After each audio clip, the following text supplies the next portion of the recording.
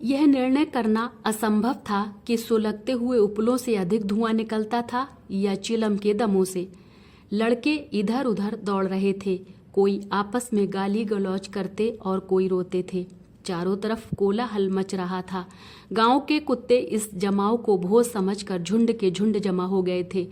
पंच लोग बैठ गए तो बूढ़ी खाला ने उनसे विनती की, पंचों, आज 3 साल हुए मैंने अपनी सारी जायदाद अपने भांजे जुम्मन के नाम लिख दी थी। इसे आप लोग जानते ही होंगे। जुम्मन ने मुझे ताहयात रोटी कपड़ा देना कबूल किया। साल भर तो मैंने इसके साथ रो धोकर काटा, पर अब रात दिन का रोना नहीं सहा जाता। मुझे ना पेट की रोटी मिलती है, ना तन का कपड़ा। बेकस बेवा हूँ। कचहरी दरबार नहीं कर सकती तुम्हारे सिवा, और किसको अपना दुख सुनाऊं। तुम लोग जो राह निकाल दो उसी राह पर चलूं। अगर मुझ में कोई ऐब देखो तो मेरे मुंह पर थप्पड़ मारो। जुम्मन में बुराई देखो तो उसे समझाओ। क्यों एक बेकस की आह लेता है। मैं पंचों का हुक्म सिर माथे पर चढ़ाऊंगी।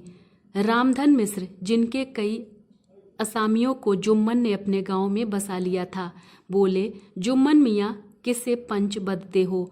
अभी से इसका निपटारा कर लो, फिर जो कुछ पंच कहेंगे वही मानना पड़ेगा। जुम्मन को इस समय सदस्यों में विशेषकर वे ही लोग दीख पड़े जिनसे किसी न किसी कारण उनका वैमनस्य था। जुम्मन बोले, पंचों का हुक्म अल्लाह का हुक्म है। खाला जान जिसे चाहें उसे बदे, मुझे कोई उज्र नहीं। खाला ने चिल्लाकर कहा, अरे अल्लाह के बंदे, पंचों का नाम क्यों नहीं बता देता? कुछ मुझे भी तो मालूम हो। जुम्मन ने क्रोध से कहा, अब इस वक्त मेरा मुंह ना खुलवाओ, तुम्हारी बन पड़ी है, जिसे चाहो पंच बदो। खाला जान जुम्मन के आक्षेप को समझ गई। वह बोली, बेटा खुदा से डरो, पंच न किसी के दोस्त होते हैं न किसी के दुश्मन। कैसी बात कहते हो? और तुम्हारा किसी पर विश्वास ना हो तो जाने दो। अलगू चौधरी को तो मानते हो, लो मैं उन्हीं को सरपंच बदती हूँ। जुम्मन शेख आनंद से फूल उठे, परंतु भावों को छिपाकर बोले, अलगू ही सही, मेरे लिए जैसे रामधन वैसे अलगू। अलगू इस झमेले में फंसना नहीं चाहते थे। बेकन्नी काटने लगे। बोले, खाला तुम जानती हो कि मेरी जुम्मन से गाढ़ी दोस्ती है। खाला ने गंभीर स्वर में कहा, बेटा दोस्ती के लिए कोई अपना ईमान नहीं बेचता। पंच के दिल में खुदा बसता है।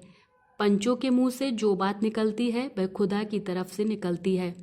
अलगू चौधरी सरपंच हुए। रामधन मिश्र और जुम्मन के दूसरे विरोधियों ने बुढ़िया को मन में बहुत कोसा। अलगू चौधरी बोले, शेख जुम्मन, हम और तुम पुराने दोस्त हैं।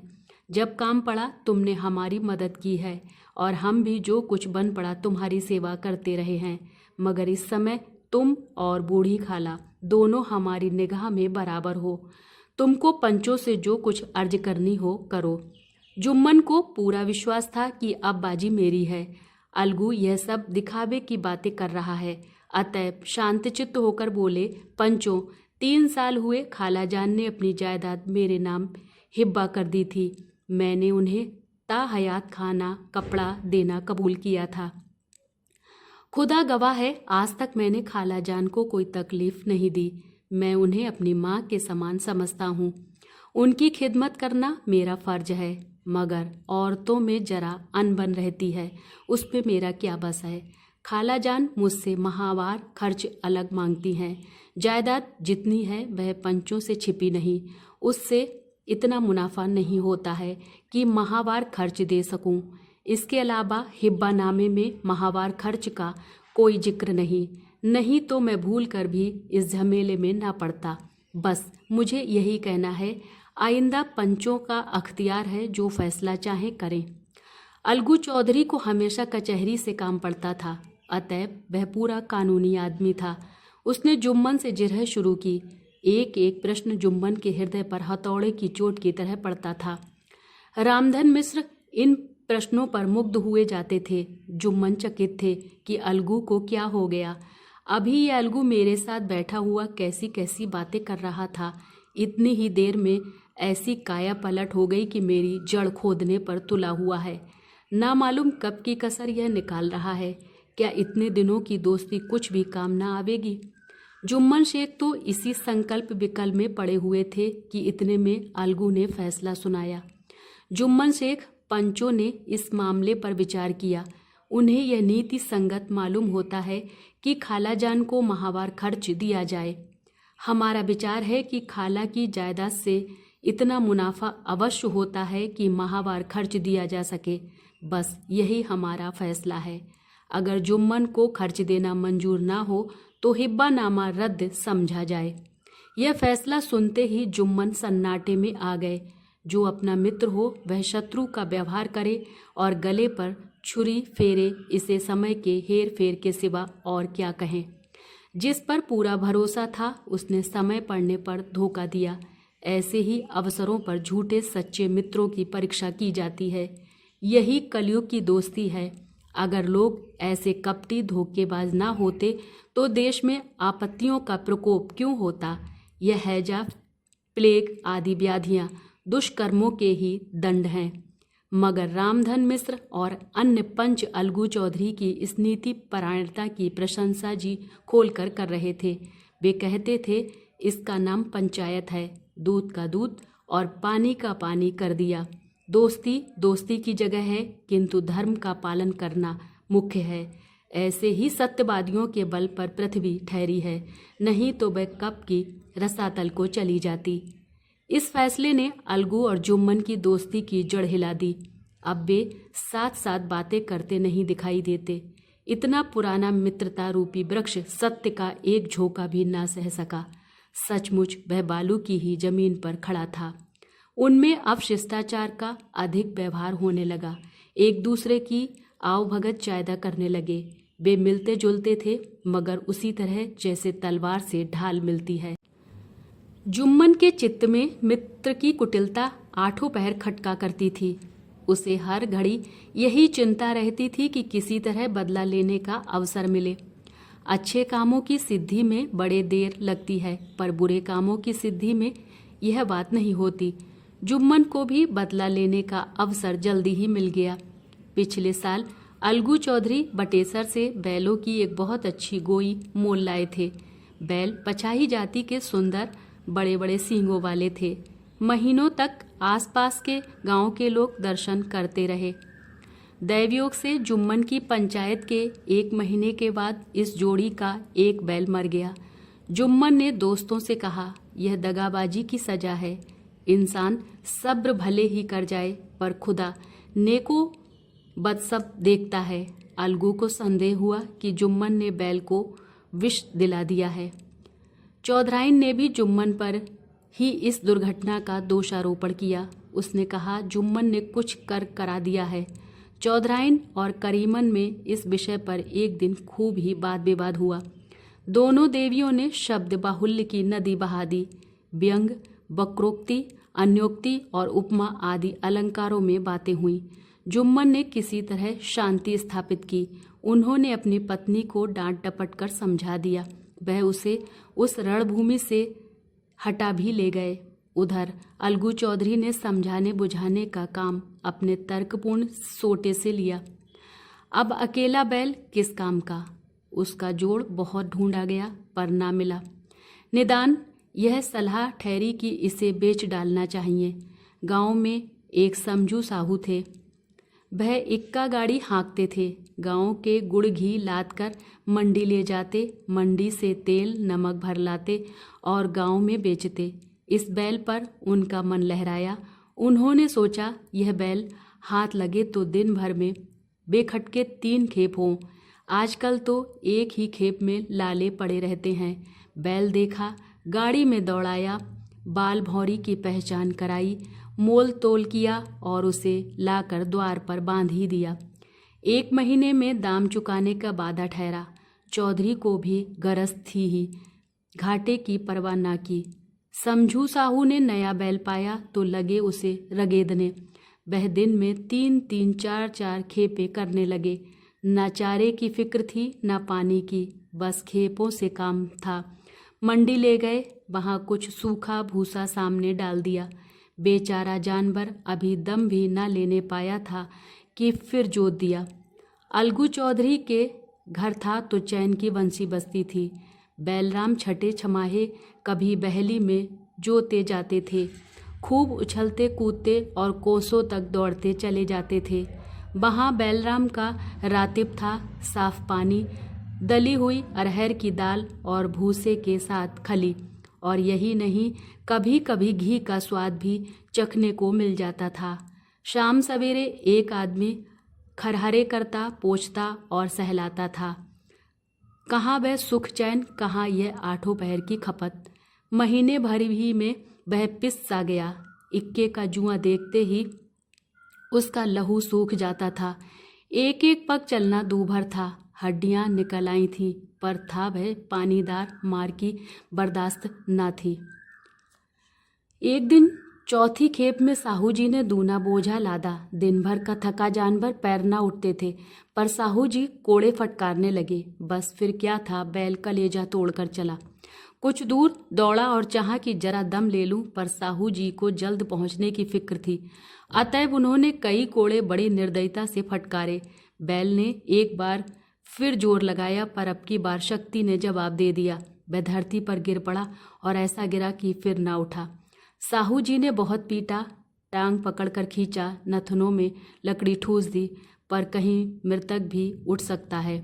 तब साहू जी को कुछ शक हुआ। उन्होंने बैल को गौर से देखा, खोलकर अलग किया और सोचने लगे कि गाड़ी कैसे घर पहुँचे। बहुत चीखे चिल्लाए, पर देहात का रास्ता बच्चों की आंख की तरह सांझ होते ही बंद हो जाता है।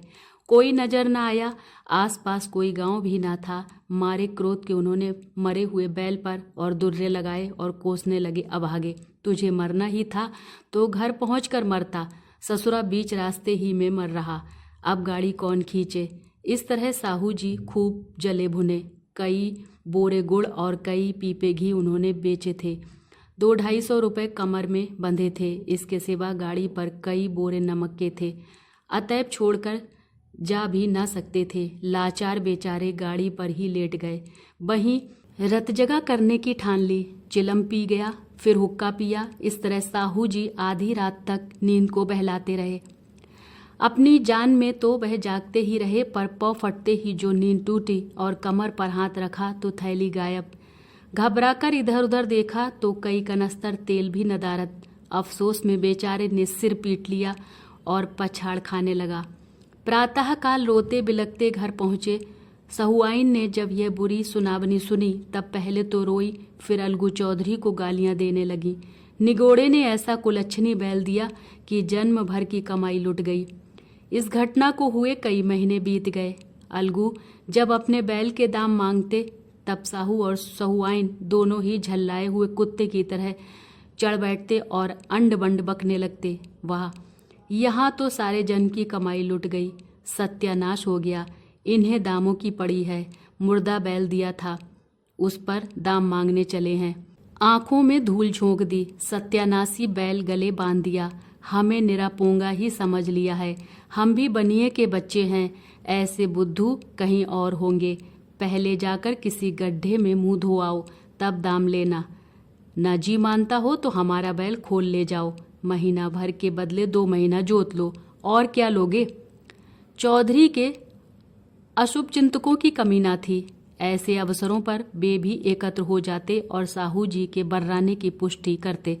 परंतु 150 रुपये से इस तरह हाथ धो लेना आसान न था। एक बार वह भी गर्म पड़े। साहू जी बिगड़ कर लाठी ढूंढने घर में चले गए। अब सहुआइन ने मैदान लिया। प्रश्नोत्तर होते होते हाथापाई की नौबत आ पहुंची। सहुआइन ने घर में घुसकर किवाड़ बंद कर लिए। शोरगुल सुनकर गांव के भले मानस जमा हो गए। उन्होंने दोनों को समझाया, साहू जी को दिलासा देकर घर से निकाला। वह परामर्श देने लगे कि इस तरह से काम ना चलेगा। पंचायत कर लो, जो कुछ तय हो जाए उसे स्वीकार कर लो। साहू जी राजी हो गए। अलगू ने भी हामी भर ली। पंचायत की तैयारियां होने लगीं। दोनों पक्षों ने अपने अपने दल बनाने शुरू किए। इसके बाद तीसरे दिन उसी वृक्ष के नीचे पंचायत बैठी। वही संध्या का समय था। खेतों में कौए पंचायत कर रहे थे। विवादग्रस्त विषय था यह कि मटर की फलियों पर उनका कोई स्वत्व है या नहीं, और जब तक यह प्रश्न हल ना हो जाए तब तक वे रखवाले की पुकार पर अपनी अप्रसन्नता प्रकट करना आवश्यक समझते थे। पेड़ की डालियों पर बैठी शुक मंडली में यह प्रश्न छिड़ा हुआ था कि मनुष्यों को उन्हें बेमुरौवत कहने का क्या अधिकार है, जब उन्हें स्वयं अपने मित्रों से दगा करने में भी संकोच नहीं होता। पंचायत बैठ गई तो रामधन मिश्र ने कहा, अब देरी क्या है, पंचों का चुनाव हो जाना चाहिए। बोलो चौधरी, किस किस को पंच बदते हो? अलगू ने दीन भाव से कहा, समझू साहू ही चुन लें। समझू खड़े हुए और कड़क कर बोले, मेरी ओर से जुम्मन शेख।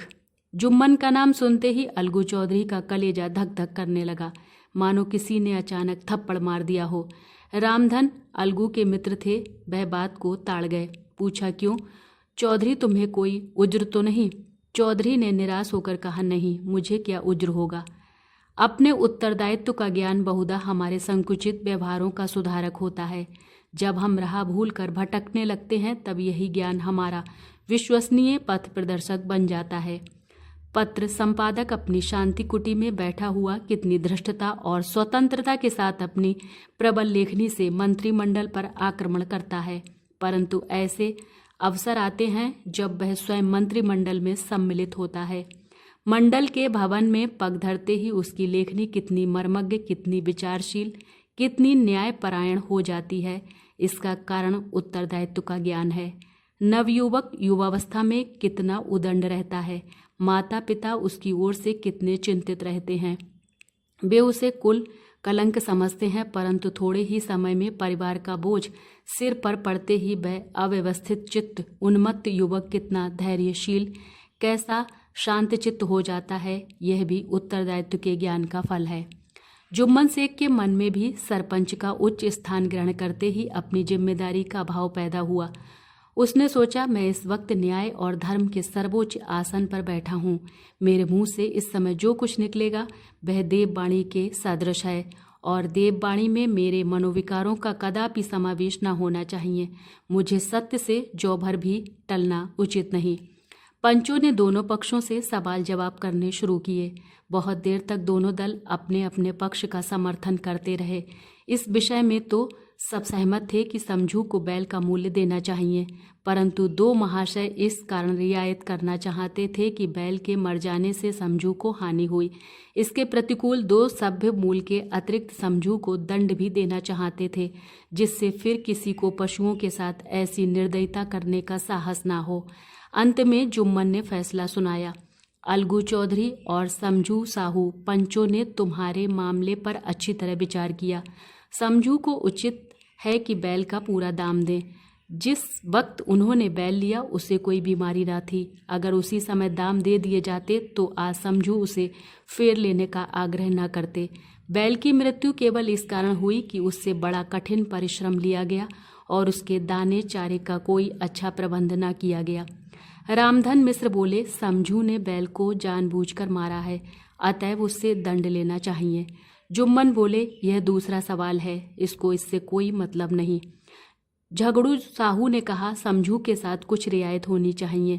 जुम्मन बोले, यह अलगू चौधरी की इच्छा पर निर्भर है, यह रियायत करें तो उनकी भलमनसी। अलगू चौधरी फूले न समाये, उठ खड़े हुए और जोर से बोले, पंच परमेश्वर की जय। इसके साथ ही चारों ओर से प्रतिध्वनि हुई, पंच परमेश्वर की जय। प्रत्येक मनुष्य जुम्मन की नीति को सराहता था। इसे कहते हैं न्याय। यह मनुष्य का काम नहीं, पंच में परमेश्वर वास करते हैं, यह उन्हीं की महिमा है। पंच के सामने खोटे को कौन खरा कह सकता है। थोड़ी देर बाद जुम्मन अलगू के पास आए और उनके गले लिपटकर बोले, भैया, जब से तुमने मेरी पंचायत की तब से मैं तुम्हारा प्राणघातक शत्रु बन गया था, पर आज मुझे ज्ञात हुआ कि पंच के पद पर बैठ कर न कोई किसी का दोस्त होता है न दुश्मन। न्याय के सिवा उसे और कुछ नहीं सूझता। आज मुझे विश्वास हो गया कि पंच की जवान से खुदा बोलता है। अलगू रोने लगे। इस पानी से दोनों के दिलों का मैल धुल गया। मित्रता की मुरझाई हुई लता फिर से हरी हो गई। जय श्री कृष्णा। राधे राधे।